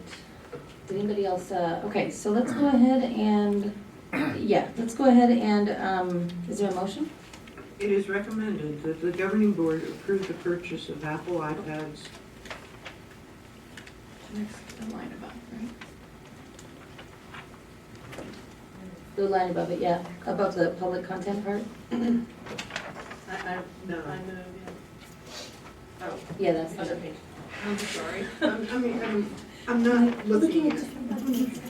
That's screen time. Okay, let's start. I move the governing board approve the purchase of Apple iPads through the Arizona State Procurement Office contract for an amount not to exceed $2,630,562 and 10 cents. It's been moved. It's been moved and seconded. All those in favor? Aye. Opposed. All right, motion passes. All right, thank you so much. That brings us to 9B, discussion and consideration on approving a resolution calling for a bond election in November 2016.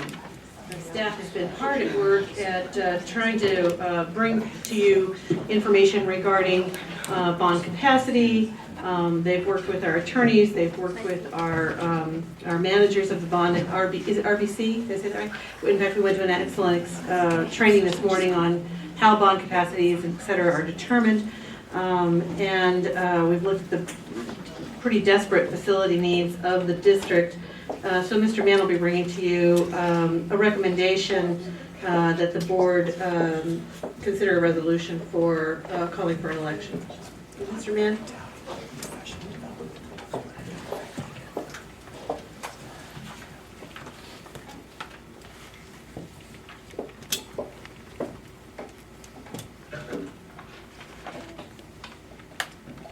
Madam President, members of the board, executive team, everyone else who's present, really appreciate this opportunity. Very excited to share the information that we've gathered to this point regarding Creighton District's potential bond needs and the board's request to look at the potential for a 16-17 bond election. I have been joined by folks smarter than me in our audience today, Dr. Lewis attributed all of our work with them, but they've been kind enough to join us tonight as well in case there are questions. And so Megan Burke from RBC Capital is with us this evening. Jim Eel, who's District Counsel from Gus Rosenfeld, is with us this evening. Mr. Roy Sapanic, who's our Director of Physical Plant Services, is with us this evening as well. And so I'm going to take you through the information that we have, but if there are questions that require their expertise, we do have them at your disposal this evening as well. And tried to make this large enough so that way you guys can read. I know we've been through this chart multiple times over. We've been looking at these sort of tax rates and what a potential bond election might look like.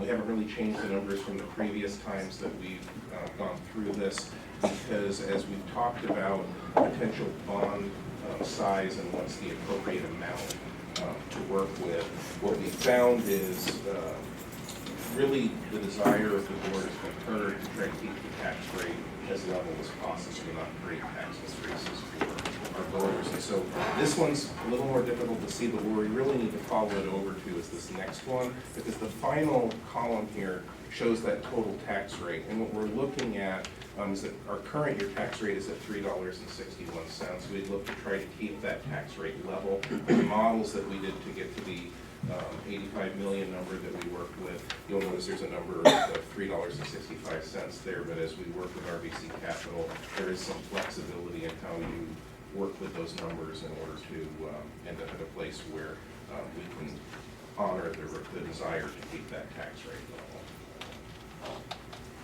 level. As we look at our timetable moving forward, we've kind of been through all these numbers, and I have a summary at the end of some of the key dates. June 11th was our deadline to have a resolution. Obviously, we're kind of at that point much earlier where the board's considering a resolution. And really the other kind of key date related to this is August 12th, when we would need to have materials off to county election, or actually working through the PISA through the Maricopa County Education Services in order to move that election forward. We've looked at a lot of bond needs. We drilled into specifics about what some of our development opportunities might be. In this chart that I'm bringing before you today, we didn't name schools specifically because the piece that we haven't done yet is go through and triage priority order and specific needs. And so that's still coming up, and there's time to do that. It's not necessarily required in order to move forward with the resolution. But what we tried to do is capture what are the projects that are out there to see as we look at an amount to be recommended to move forward. Is that amount too much, too little? Where are we at kind of in that space?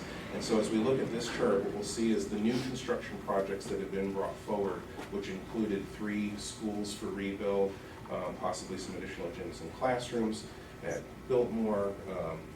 There's a Mackin building that we currently have that was a phase 1 of 2 phases. If we wanted to complete that out and finish that building out, that's included in there. And then when Patrico was built, there was a decision that was made to downsize it, but that school is nearing its maximum capacity. There's still a desire for that school. As we've talked about some of the things like gentrification in the neighborhood, we've seen like some growth and desire with these new schools, and so there is an opportunity to add some additional classrooms should that be something that we need. And I'll talk a little bit more as we get towards the end about how we would determine some of those things, what those needs might look like in the future. In addition to that, we drilled, Mr. Sukanik drilled into like our life cycle. As we track, when are our HVAC, our air conditioning units for our classrooms good until how frequently should carpets be replaced? When is paint all those types of things. And obviously over the last years, especially since 2008 with all of the cuts, there's been a lot of cuts to capital dollars as well. We used to be able to rely on the SFB, and those dollars have gone away also, and so we're behind on a lot of our life cycle items just because the funds haven't been there to kind of keep them on track.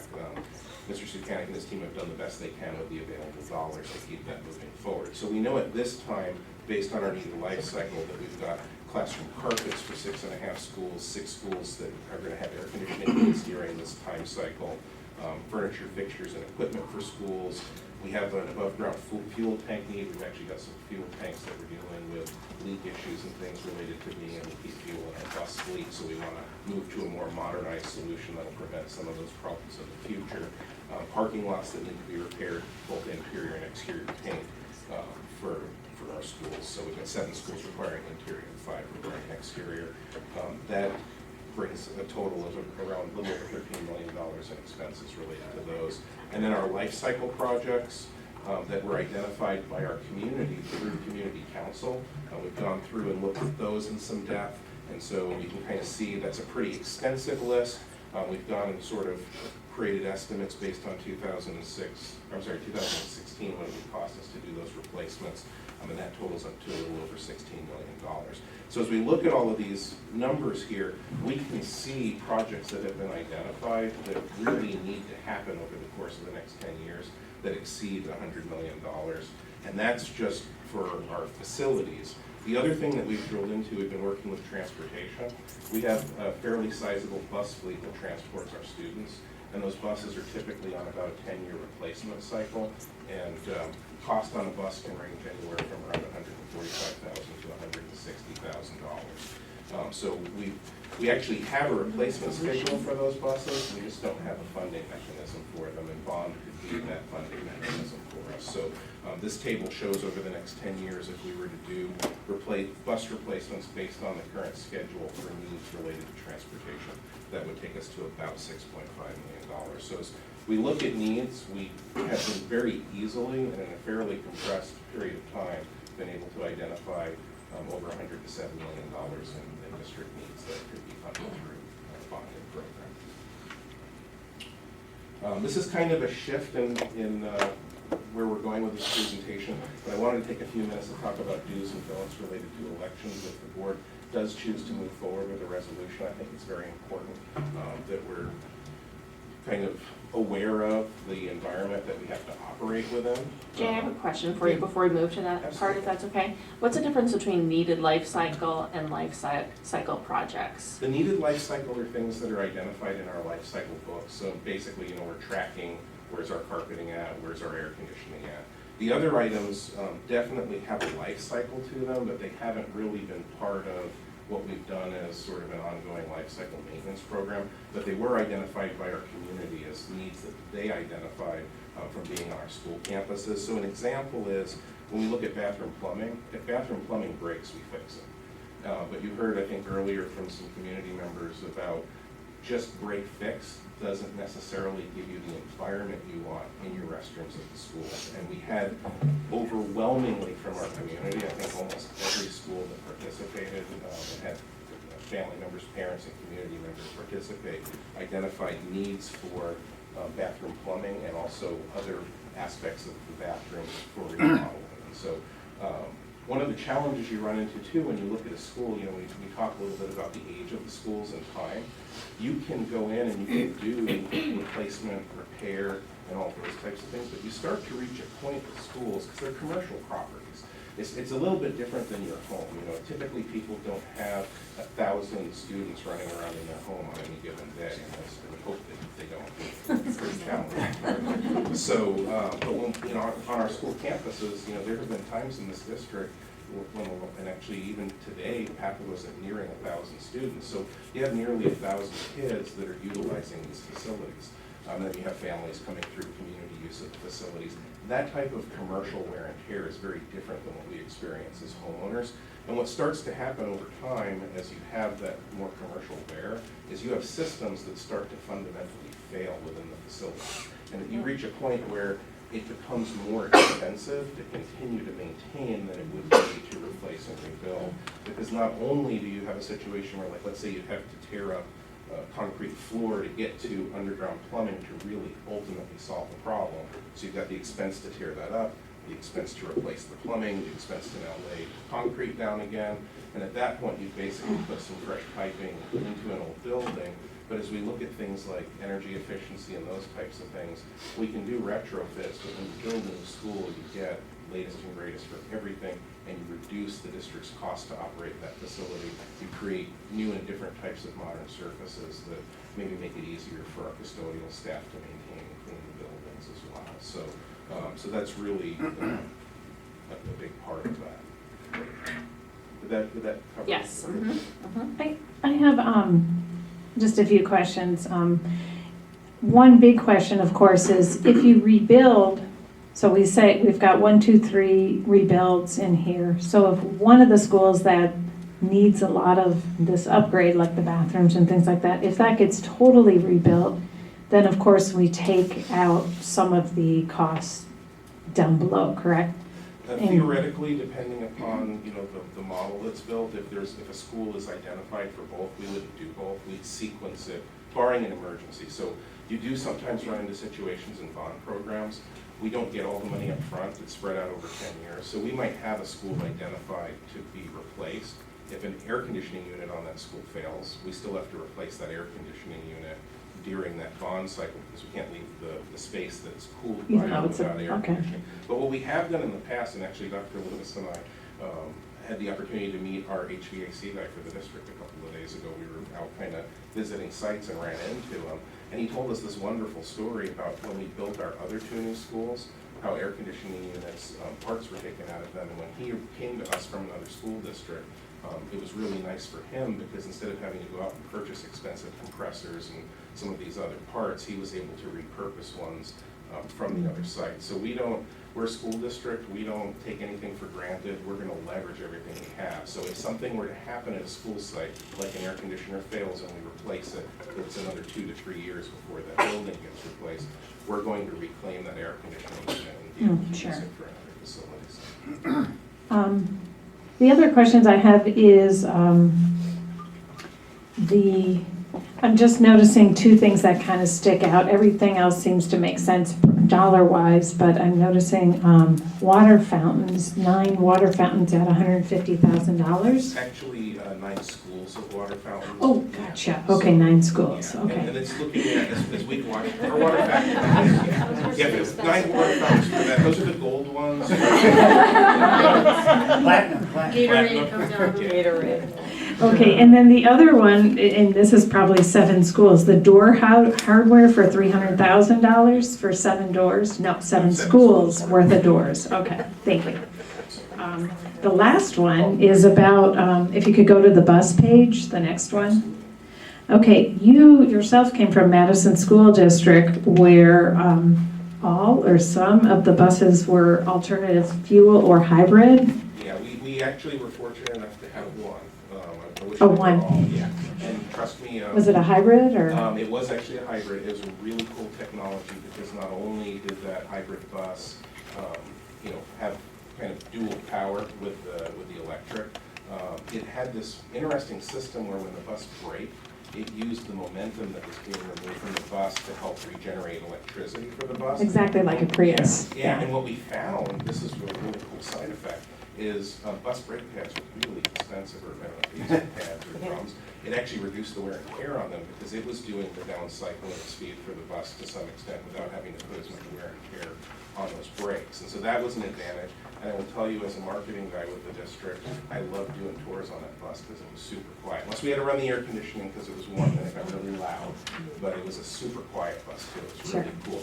They are not, I don't know what the current availability is. When we got that one, the company was doing a redesign. We never really had any problems with it, but they were doing some redesigns and looking to come out with a new model in the future. But certainly, if we were fortunate enough to move forward with the bond in the community, it graced us with the dollars. As we look at what we're doing with transportation vehicles, those would all be things that we consider to try to get vehicles that really kind of meet the needs of the community. And I think you did a cost analysis of the gas save with the price of the bus, and that'd be neat too. Yeah. Okay, Absolutely. that's it.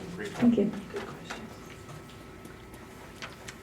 So my apologies for shifting gears quickly earlier. I should have asked for questions beforehand, but really do want to take a few moments to talk about what we can and can't do as school district employees and board members in relation to the bond as we move forward. And if I make a misstep, hopefully legal counsel will bail me out here. And this is a summary of a handout that you should have that, I don't know if I have my copy here, but there are handouts that are attached to this meeting, and it should be in your folder as well. Wes Rosenfeld was kind enough to provide us with a 2016 updated guidance on our ability, what we can and can't do in relation to elections related to school districts, which is really helpful. And I'd like to point out before I kind of jump into the bullets that I have here, that there is an absolutely wonderful frequently asked questions section on page 4 and 5 that I personally find really handy, that can be very useful. But to kind of get to some of the key points here, school boards cannot make statements or submit arguments in favor of or opposition to a ballot measure. So that's a don't, but there's actually a do kind of embedded in that one. It's kind of, I guess, a left-handed compliment, sort of. It's really rude. My son's left-handed, so I'm just not using that terminology. But this does not include the pro statement required to be submitted and signed by the governing board in an override election. So there is a pro statement that the board does as a body, but outside of that pro statement, the board can't act to promote or make statements or submit arguments in favor of the ballot measure. As individual community members, when we get to the dues, it's a completely different animal. School employees, when on duty, cannot engage in activities that would influence an election, and school property cannot be used in an attempt to influence an election. We'll hit an exception to that coming up, because if there's a group that wants to utilize our facilities, they can rent our facilities. We can't be members in an organization that attempts to influence the outcome, and without a doubt, students cannot take campaign materials home. Really important, the penalties, and there's a note here that the individual is responsible for the financial penalties here. It is a $5,000 fine per violation, and regardless of the district or any insurance that we may hold, it does not get the individual out of that responsibility for that. But in a lot of ways, more importantly, we've seen some elections recently in our extended community around us where the negative publicity that was created by some comments that were made that maybe didn't fall within these guidelines were very damaging to election efforts. And then to the dues, we can rent the use of a public facility to a private person or entity that is allowed to influence. Just really important that we go through that rental process with them. If they're going to do it, we have to provide open access to both pro and con groups. As an individual, not on duty time, both employees and board members can exercise their free right. And this is a really odd one, and this one has always confused me. As a school district employee, you can receive an email that has come from a non-district, from a completely outside entity related to an election. So it can come in, but people are not allowed to forward it to anybody else or utilize it. That's because you can't stop who's going to send to you. Yeah. Absolutely. Yeah, we have no control over, we have limited control over what's coming in, but we can guide employees not to move that on. And this is the one that's always a little bit tough for me because really, as board members or school employees, we can answer questions from a factual perspective on impact. So somebody comes up to you and says, if you were to rebuild this school with bond money, what would you be looking to do with it? You can give facts about it. What gets dangerous is, depending on how that information is relayed, it can look speculative or intended to try to influence the person's perception of how they should vote on the election. So it's really important that as we provide that factual information, that it's Joe Friday, and it's kind of a way-back show dragnet, who likes to say, just the facts, ma'am, just the facts. So that's I always go back to Joe Friday, just the facts. So as long as we stick to facts and we're not going beyond that, we're typically fairly safe in sharing that information. So if the board were to move forward with a resolution, what would our next steps look like?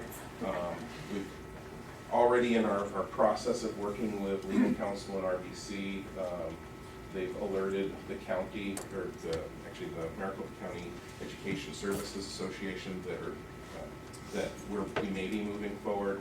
They reached out to Dr. Lewis to let us know that there will be the week of May 9th a training for those districts that are moving forward with an election. So that would be one of the upcoming event dates. We need to continue prioritization of projects, working with experts, continuing to work with the community, getting constituent and stakeholder input and feedback, so that way we make certain that we have a fairly strong priority order for what we're looking to do. And so we're looking to hopefully pull that together for mid-May. And then we need to submit a resolution and publicity pamphlet text. That's some of that text is the board statement, needs to be part of that, and the deadline for that is July 11th, although obviously we work to try to have that out well in advance of that. And then the election, if we were to move forward with it, would be on November 8th. There is an extra piece that we learned about this morning, and I got a little bit of additional advisement from our folks that are with us here this evening that could come into play and affect some of this. There is actually a bill that's actually being considered right now related to the type of information that we put into the pamphlet in relation to what happens with tax. So it would require districts to not only say, based on what we know about tax rates, here's where the number would be. It requires us to say, but it could go as high as, and kind of speculate, maybe in a reasonably high tax rate related to it. If that or any other legislation passes which changes the way that we interact with those pamphlets, we may have to look at making some adjustments to the resolution or to those materials. And so obviously we'll stay in touch with our advisors and also with our folks that will be working with McKESA to make certain that we stay on top of that. And whenever it goes out, when it goes out, is covered. And obviously, that's something that folks watch pretty closely to make sure that we don't get to a point where a pamphlet's ready to go out or a ballot's ready to go out and doesn't have correct information. Excuse me. Yeah. Okay, with the tax rate, you're hitting a ballpark figure. It probably is going to be around this. Correct. And you brought up it may go as high as this, the new law is. Do they give you that it could go as low as this? Or Yeah. do they just give you the bad news, that you have to put the bad news in, but not, it might be good news too? As I understand it, what we put now is what's expected, and we actually are pretty conservative about it. It's probably a little bit higher than what we expect. Right. But they're not looking for us to show, hey, something good could possibly happen. If they're looking for us to say, ooh, but you could get caught with this. So I don't think the legislation is really intended to make it easier for us to pass a bond. It seems to be more directed the other direction. But if I'm getting the head wrong. It seemed pretty loud and clear to me when we were learning about it. So it's an interesting thing because some of the numbers that they're looking at is things we learned this morning when we were at some training. It's like, well, we know based on what's happened over the last 10 years that it's incredibly unlikely to almost, impossible that these types of things they want us to record are going to happen over the life cycle of our bond. So we're using numbers based on, information that's drawn from what really happens with tax rates, and yet they're wanting us to put something on the materials that makes it look worse, so that way it influences the election. And then we're also working, I think I mentioned this in a prior presentation, on demographic data. Now this one's separated out because it really doesn't tie directly to whether a resolution moves forward or not, because demographic data is something that we really need as a district for planning purposes and looking at keeping our schools cogent with what's happening within our community. So this is something that we're able to move forward with. The summary that's up here, I won't drill through it in a lot of depth with you because it did go out in our reflections and projections previously. But really the key here is we're working with a group, we're providing them with our existing demographic information related to the students that we have now and have had in prior years, so that way they can look at those neighborhoods and make determinations based on looking at things like, what kind of construction is going on, where are they tearing this down and putting up an apartment complex, what do the shifts in the community look like, what are the shifts in birth rates look like.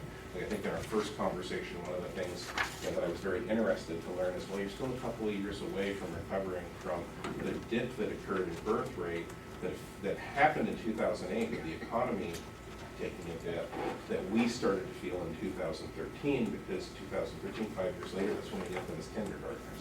But because of when the economy started to recover, and it being a 5-year distance from that before those student numbers start to come up again, those types of things affect who comes to us and who's available as a population of students within our community. So we're not only going to look at it to that degree, but the part of the reporting will get it down to grids, and those grids are really kind of cool because they're quarter section level, which allows us to really kind of then drill down and take a school and look at those grids that surround that school to be able to make projections about how it affects populations of the various schools throughout the district for planning purposes. Obviously useful in general to us, very useful as we're looking at bonds and where do maintenance and upgrades need to occur, where do replacement schools need to occur, where do we need another building. I mentioned earlier that concept of Papadilla where they're pretty much full. What do we know about that neighborhood? Do we know we're going to have a need for more classrooms pretty soon? So that'll help inform that, but it'll help inform us in general. This study does not include election information because working on an election study is not really within the purview of what we can do as an entity. It would be something that a community group that might be looking at supporting an election would be able to go out and request a study or purchase a study in order to be able to help them with their election. So before you today, you have a draft resolution. It outlines the bond election, and it also includes a sample ballot as well. And one of the phrases in there that I really like, that we need to move forward when we produce that ballot. It needs to be substantively similar to what's been put forth in there. But as you look at that language, the language is sufficiently broad to allow us to do all of the projects that we looked at earlier. And it reads up to 85 million. Correct. Just because we go up to 85 million with the resolution doesn't mean we have to spend the full 85 million. Doesn't mean we have to go out and do bond sales for the full 85 million. And in addition to that, it's really important. At this point, you can draft a resolution, and we can always make an adjustment if we were to make a decision that we really wanted to go for less. That adjustment can be made. We just can't go above that number without further board action. If we decide to make a change between now and as we move forward with producing the election. So, like I said, we've got experts for any further questions or discussion. If there's anything important that I missed and somebody wants to share Well, I think if you could just address the equalization of the tax rate, because I think that's probably our constituents' number one concern, and if you don't mind. Sure. Good evening, Madam President, board members, Dr. Lewis. And specifically, what Dr. Lewis and Mr. Mann have asked us to do is put together a bond program around the parameters that we have to deal with, which is your assessed value growth and the projects and the timing at which you would come to market. A lot of those factors right now are estimates of values that we don't know at this given point in time. But with the goal being that the district's primary goal is to maintain your tax rate. And so as we build out the model, or as we, and keep in mind, the election is still, months away, and so we're still kind of developing the bond program. And so as we build that out, there will be adjustments made to that, to coordinate with the timing of the projects that you guys are looking to do. So with the goal in mind, again, being that tax rate be maintained.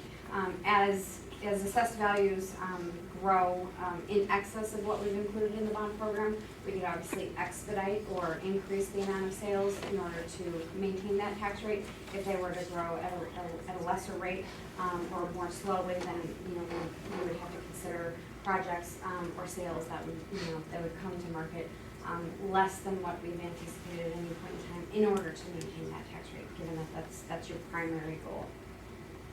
And Dr. Lewis, I'm not sure if that completely. I'm wondering if Ms. Young, I feel like you had a question about the sell of the bonds, or if you were okay with that. It's okay. You asked earlier about the timing and pacing of the sell of the bonds, and I didn't know if you felt comfortable.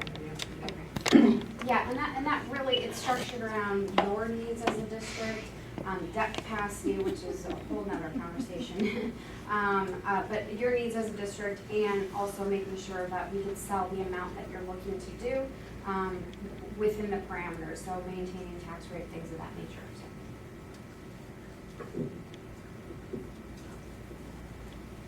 Does anybody else have any other questions or discussion? The language of the resolution was attached. And it enumerates the projects as options and feels clear to me, but we just want to be sure we feel clear about up to 85 million and with the projects all inclusive still to be prioritized. On the last bonds override that we had, the money we got from that, do we use that for buses also? Is this a new thing that was added to this one? Yeah, it's actually a great question. I don't know in deep history, but I know for that particular bond, because of the small dollar amount and the projects that were being covered by it, buses were not included. And buses are an interesting animal because there's a couple of different vehicles, different ways of getting capital dollars to pay for buses.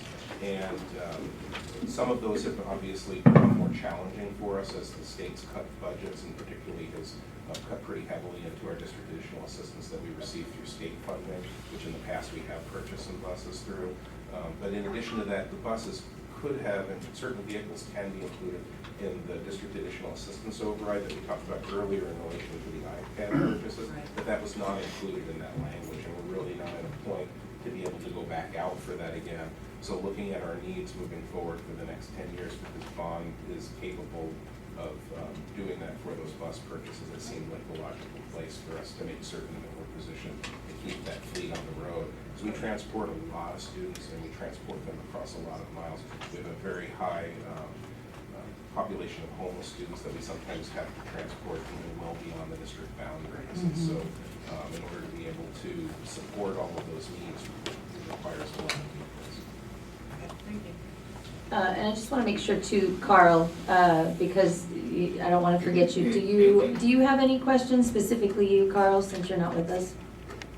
No, I think the questions you've asked cover the questions I was interested in. I know the questions that I wanted to hear I forwarded before the presentation, and I've heard the answers, so I feel good. Thanks for asking. Sure. Is there a motion? Move the governing board approve the resolution calling for a bond election in November 2016. I second. It's been moved and seconded. All those in favor say aye. Aye. Aye. Aye. All opposed? All right, motion passes. All right, that will take us to, thank you so much, Mr. Mann, and for the presentation. That will bring us to 9C, Governing Board ASBA Policy Advisories numbers 545 and 547, first reading. I'm back, right? Sorry. Saying goodbye to our illustrious guests. So, but happy to shift gears to policy. We have policy that we're looking at first is advisory number 545. I, of course, shuffled my notes when I got up to my last presentation, so give me just a moment here. It should be JFAB, tuition admission of non-resident students. Does that look correct for everybody? So let me just walk you through the change that's occurred here, because it's a pretty innocuous one from the board's perspective. It really, what's happened here is the language has been adjusted to create more freedom, and it's a situation that's fairly unlikely to occur for us anyway. But if you look at, on page 44 of 64, that first page of JFAB, if you look at all that language that's struck out, that's item C there, it's all related to residents of the United States that are not residents of the state that are enrolled in a year-round residential boarding academy, which at last check we didn't have one. And child's parents have executed a current notarized guardianship agreement covering the child while enrolled at the academy. So it really doesn't deeply apply to us. However, the shift is to take that language and take it out of a student shall be admitted to a school without tuition payment act, and put it into a location where the governing board may admit children who are residents of the United States. So it basically puts the choice to the governing board instead of being required by the state to admit those students. So functionally, it's a change that really is only positive to the district and is unlikely to impact us. So administration is recommending that we move forward with the change as recommended by legal counsel from Arizona School Boards Association. And we'll treat these together, so go ahead and Oh, go yeah, through sure. KDB. if you don't- Move on to KDB-R, which is actually a regulation related to the Public's Right to Know Freedom of Information Act.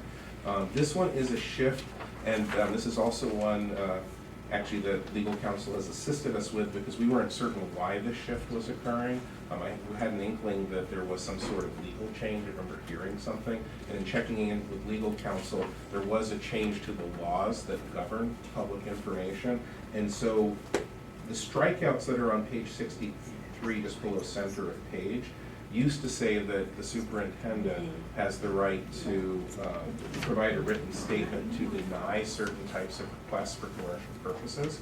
And the legal shift is to that giant block of text at the bottom of 64 and 64, where when a request is for commercial purpose, basically we would need to appeal to the governor in order to give us the ability to deny the request. And there's all sorts of language in there related to if we don't get in a timely fashion a response from the governor, all the different things we have to do. But this is all in alignment with Arizona revised statutes, and it basically brings the policy into alignment. And in checking with legal counsel, and they said, yes, this is a change that needs to occur to bring the board policy into alignment with that statute. So again, the administration would recommend to move forward with the adoption of the Arizona School Boards Association's recommendations for a change to that regulation. Okay. I think that we are ready to move on to item 10A. Carl, legislative and political report. So a couple of items to share with you. As you all know, last year I was appointed by the ASBA leadership to serve on their legislative committee. In that process, I think I learned a little more about how the Arizona School Board Association develops their legislative agenda. So I'll be happy to go there and share ideas and basically help bring together all the different governing boards' priorities, their legislative priorities, and help with the committee, of course, prioritize are these short-term, long-term goals or not. And then, of course, that goes to a delegate assembly. So we were asked by School Board Association that we need to submit our top 5 priorities. So I'd love for us to be thinking about those over the next 2 weeks, share your ideas with Dr. Lewis so she can organize those for us so that we can discuss those at our next meeting so that we have something to send over to the School Board Association. It's a little different this year. In the past, they sent us some of their best ideas and asked us to respond or reflect. But this year it's a little more open, so we can be much more proactive in pushing forward our specific Creighton legislative priorities. Great. Any questions on that? I don't think I have any. I think we all got the email too that was encouraging us to start brainstorming those things too, so. Okay. Great, thank you. Other than that, the interesting work of budget development at the legislature is taking place.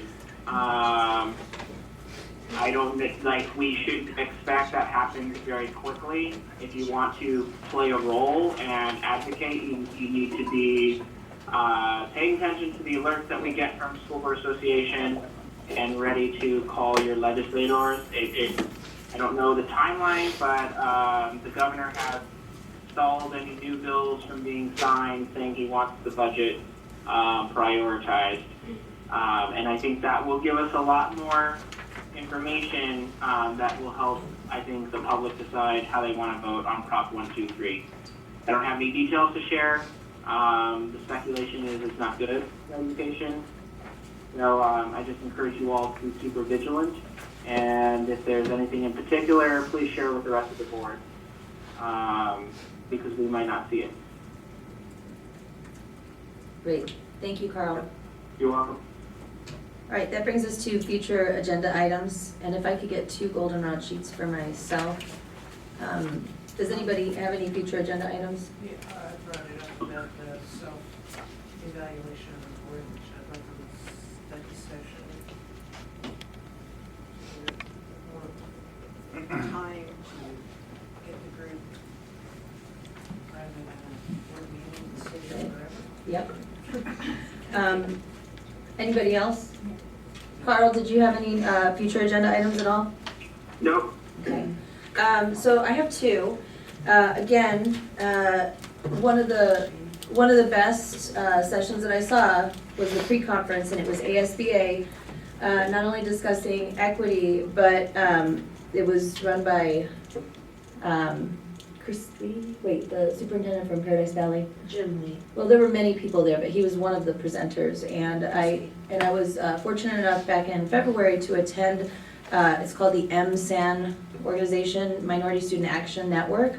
And so we got to go to the youth conference because Isaac is a member. So long story short, or long idea short, I would like to look into membership for MSAN, for Creighton School District, because from everything that I've seen and read about it so far, it really seems like a good fit for this district. And then the other thing is, again, back to Dr. Christopher Emden that who we saw in Boston. He talked about the need for every school district to have their own youth governing board. And so I would like to look into the formation of a youth governing board that works with the governing board to bring up issues that really affect them, And that's it. I did have one thing also. Since we've all been to NSBA now, just the holdup on the professional development is, I think, 3 board members still need to do their survey. And then we can put that on, and we can get that moving. And I know Clearing the room here. Dr. Emden, he has a video coming out. It sounds like for school boards, so that's something that we could probably add to our professional development pronto when that's supposed to be out next week. So great. So I do want to. So I don't. It's already on our future agenda items, but the 3 of you who have your surveys out are holding it up, I think. Thanks, Amy. Rolling from the clerk. Second and third reminder, yeah. All right. I move we adjourn. Second. It's been moved and seconded. All those in favor? Aye. Meeting's adjourned. Wow.